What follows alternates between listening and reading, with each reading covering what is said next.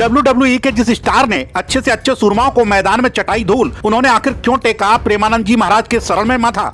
वृंदावन वाले महाराज से the great खली ने पूछे 7 सवाल तो जोर जोर से हंसने लगे प्रेमानंद जी महाराज। प्रेमानंद जी महाराज से द ग्रेट खली ने बोला, बाबा फर्जी होते हैं। साथ ही पूछे 7 सवाल, जानिए क्या है वह 7 सवाल, जानिए क्या दिया बाबा ने अनमोल ज्ञान।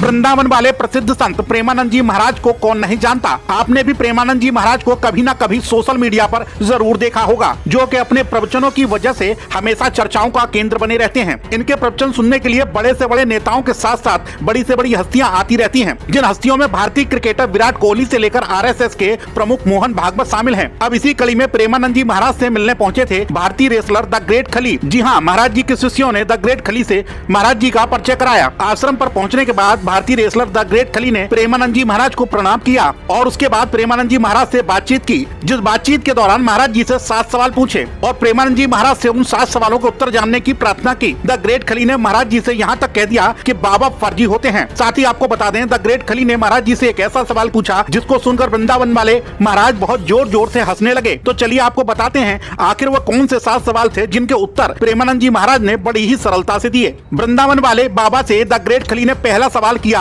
कि मैं पहले गांव में सत्संग सुनना बहुत पसंद करता था, लेकिन जब से सत्संग कर रहे बाबाओं की हरकत देखी तब से सुनने का मन उठ गया। इस सवाल पर महाराज जी खली को जवाब देते हुए बोले कि मिठाई से मतलब होना चाहिए, मिठाई बनाने वाले से नहीं। वहीं खली ने महाराज जी से दूसरा सवाल करते हुए पूछा कि मैं भूत और भगवान दोनों ही देखना चाहता हूँ, उन्हें महसूस करना चाहता हूँ, मैं इन दोनों की खोज में हूँ। जिस पर महाराज जी ने जवाब दिया कि इंसान का 5 तत्वों से रचित शरीर है, जिस दिन इन्हीं भूतों से मुक्ति हो जाएगी उस दिन परमात्मा के स्वरूप के आप खुद हो जाएंगे। साथ ही कहा कि ईश्वर की प्राप्ति उन्हें ध्यान करने से होगी। खली ने महाराज जी से तीसरा सवाल किया कि हमने सुना है कि हमारे अंदर खुद भगवान है, अगर ऐसा है तो मंदिर जाना जरूरी क्यों है। जिस पर महाराज जी ने कहा कि आपके अंदर बचपन से सारी शक्तियां थी, लेकिन पढ़ने के लिए मास्टर के पास जाना पड़ता था। ऐसे ही भगवान है, वह हर मनुष्य के अंदर है, लेकिन उन्हें जानने के लिए मंदिर और संत महात्माओं के पास जाना पड़ता है। खली ने महाराज जी से चौथा सवाल करते हुए कहा कि मैं भगवान की खोज में हूँ, कैसे उन्हें खोजूं। जिस पर महाराज जी ने कहा पहली सीढ़ी नाम जप है, आपको कौन से भगवान का नाम प्रिय है। जिस पर खली बोले राधा नाम जप करूंगा। खली ने महाराज जी से 5वां सवाल किया कि भोलेनाथ, प्रभु राम, श्री कृष्ण और राधा नाम तो एक ही हैं, तो फिर किसी एक को पसंद करना या नाम जपना क्यों जरूरी है। महाराज जी ने कहा कि जब तक एक नाम से प्रीत नहीं होगी